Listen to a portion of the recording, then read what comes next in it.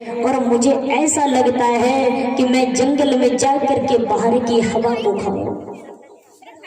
घूमने का विचार था, क्योंकि जब कोई दुखिया होते हैं तो उसका घर में मन नहीं लगता है।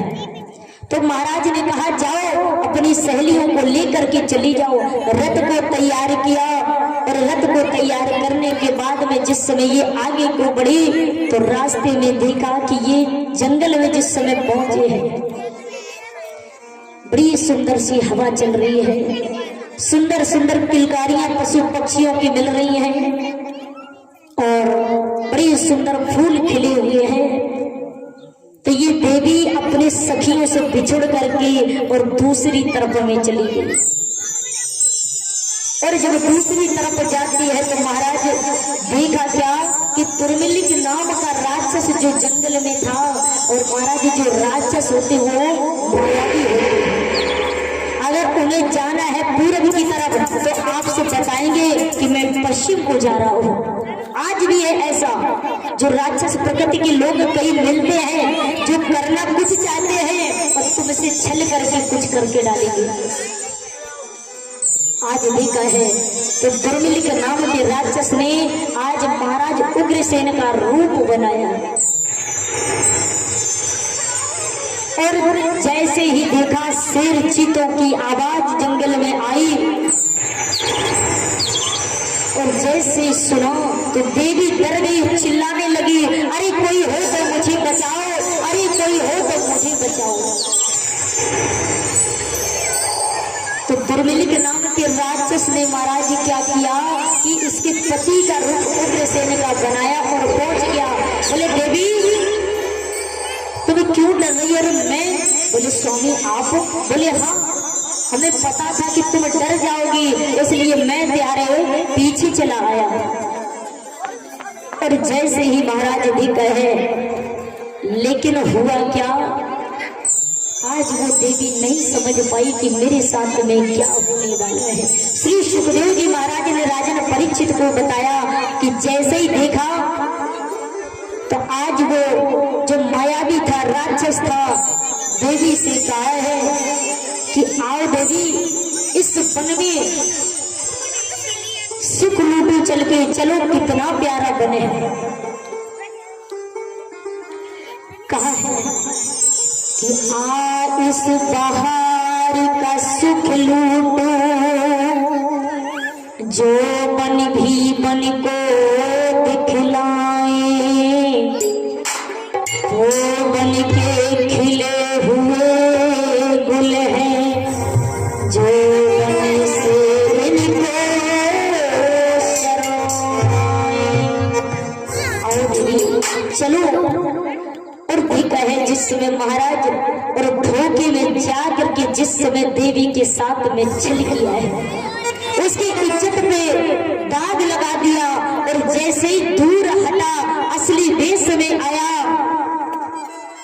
तो आज वो प्राण प्यारी पवन रेखा की साड़ी धूल में लपट जाती है। ओठों पे लाली लगा रखी थी, लाली छूट जाती है, दहाड़ करके रोने लगी। और जैसे दुर्मिलिक नाम का राक्षस का दूर होके असली वेश में जिस समय आया तो देवी ने देखा, रोने लगी, बोली अरे दोस्तों तूने मेरे साथ छल किया है, जा तू मेरी आंखों के सामने से चला जा, नहीं तो मैं तुझे श्राप दे दूंगी। क्योंकि जो पतिव्रता स्त्री होती है वो जो अपने मुख से कह दे वो सत्य होता है। अरे रोने लगी है और रो करके जवाब दिया है, अरे दुष्ट, अरे नीच, अरे पापी, तूने ये मेरे साथ अच्छा नहीं किया है।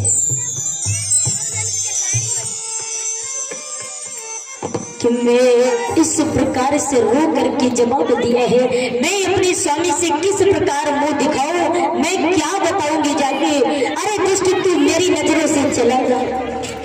तो दुर्मिलिक नाम के राक्षस ने कहा देवी ठहर जाओ, अरे श्राप क्यों दे रही हो, मेरी बात सुनो कि तुम्हारे कोई संतान नहीं है और जो मेरे द्वारा तुम्हारे यहाँ पे संतान जन्म लेगी वो बड़ी विशाल और ताकतवर होगी, जिसे संसार में कोई जीतने वाला नहीं होगा और ना तो कोई मारने वाला होगा। अगर कोई मारने वाला होगा तो भगवान के सिवा कोई मार नहीं सकता है।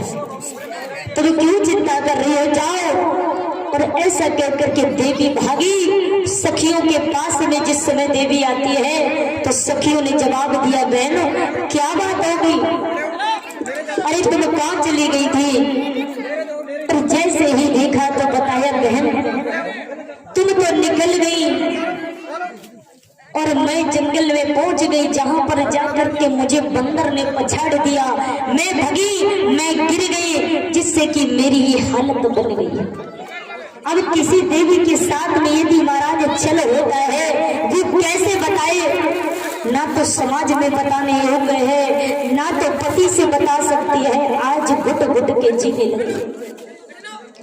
और आज जैसे ही समय व्यतीत होने पर महाराज इनके यहाँ पे एक लाला ने जन्म लिया है और जन्म लेने के बाद में उसका नामकरण संस्कार रखवाया गया, जिसका नाम रखा गया भोजराज कंस। और धीरे धीरे महाराज जब ये बड़ा होने लगा और जब इसका जन्म हुआ है, आंधी तूफान बिजलियां इतनी तेजी से चलने लगे, कड़कने लगी।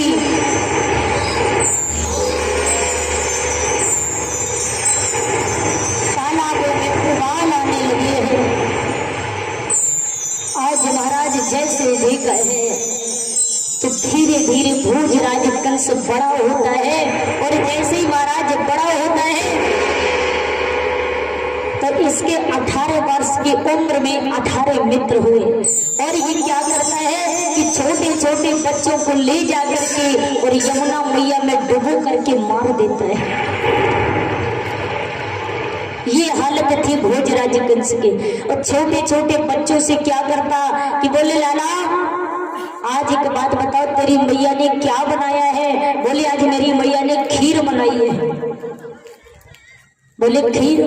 खीर तो मैया जानती है, खीर बनाई है। बोले, ऐसे हम नहीं माने। बोले, फिर कैसे मानोगे? बोले, जीभ अपनी दिखाओ। और जैसे ही जीभ को बाहर किया, लाला ने अपने मुंह से जीभ को कतर करके फेंक दिया है।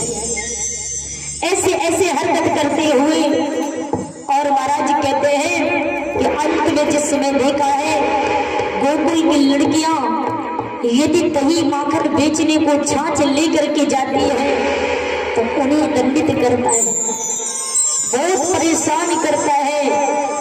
क्योंकि महाराज कहा गया है, जो वृंदावन की बात है, क्योंकि कहा गया है कि मथुरा की लड़की गोकुल की गाय और कर्म फूट जाए तो अंते हो जाए। कहने का भाव, मथुरा की लड़कियां जो है मथुरा और वृंदावन में ही शादी कर सकती हैं, अदर नहीं जा सकती हैं। और जो वहां की गोकुल की गैया है वो गोकुल में ही रहेगी, मथुरा में रहेगी और कहीं नहीं जा सकती है।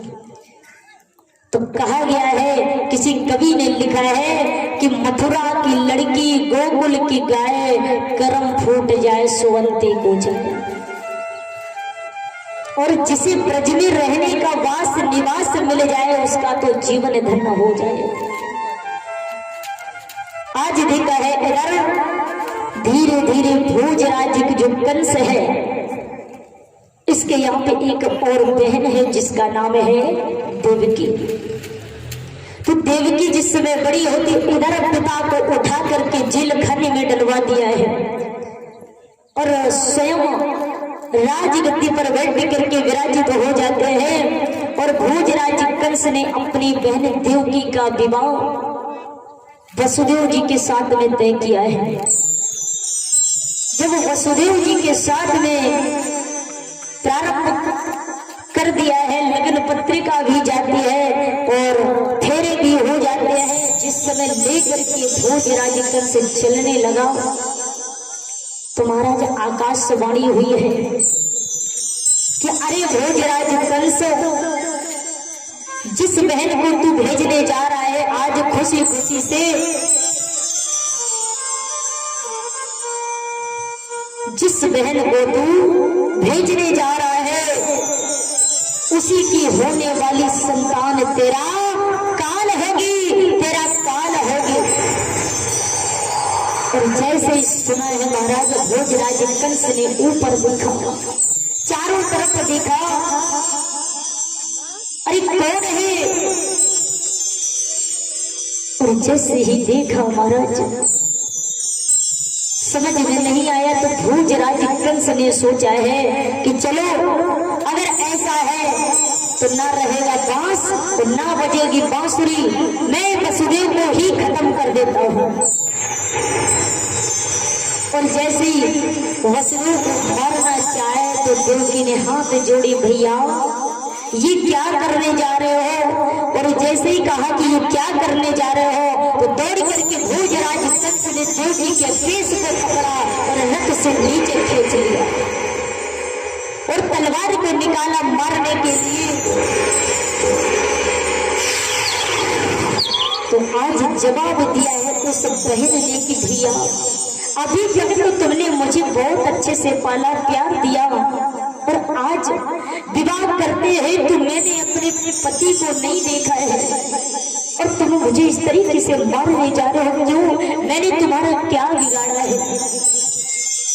तो आज रो करके जवाब दिया है। और क्या बोलिए भैया? और मारना चाहा है जैसे, और विचार करने के बाद में सोचने लगी तो जिस प्रकार से देखा रोने लगी कि भैया मेरे ऊपर तुम खड़क उठा रहे हो, तलवार से वार करने जा रहे हो, मुझे मत मारो भैया। और रो करके कहने लगी है कि मेरे हाथों की अभी मेहंदी तक नहीं छूटी भाई, और कोई भाई अपनी बहन के सिंदूर को कैसे उजाड़ सकता है? नहीं, लेकिन महाराज आज जिस समय इधर देखा है प्रभु की ऐसी लीला, तो देवकी आज जो है सोचने लगी है, मन में विचार करने लगी। और देवकी ने जिस समय कहा है कि गैरों से गिला क्या करें, मैं दूसरे से क्या कहूं, क्योंकि आज मेरा भाई खुद ही बदल गया है। कि गैर जिस समय महाराज आज वो देवकी ने कहा है कि अपने ही जब बदल गए तो गैरों से क्या शिकायत करें, अरे वही मेरा भैया और आज मेरे सुहाग को उजाड़ने जा रहा है। और जैसे ही देखा तो वसुदेव जी ने कह दिया कि भाई देखो भैया हमसे कोई कष्ट नहीं है और ये तुम्हारी बहन छोड़ दो, लेकिन हमारी संतान से तुम्हें कष्ट है। जो भी हमारी संतान होगी मैं एक एक करके मैं तुम्हारे हवाले करते जाऊंगा। तो जा करके आज इस बात को स्वीकार किया और जेल खाने में डरवा दिया है देवकी और वसुदेव को। हाथों में हथकड़ियां और पैरों में घोड़ियां डाल करके और जेल में डाल दिया है। और इधर महाराज देख रहे हैं, क्योंकि बताया है और कुछ ही क्षणों में झांकी आ रही है आप सभी लोगों के बीच में, तो देखेंगे कि भगवान कन्हैया किस प्रकार से अवतरित होते हैं। क्योंकि कहा गया है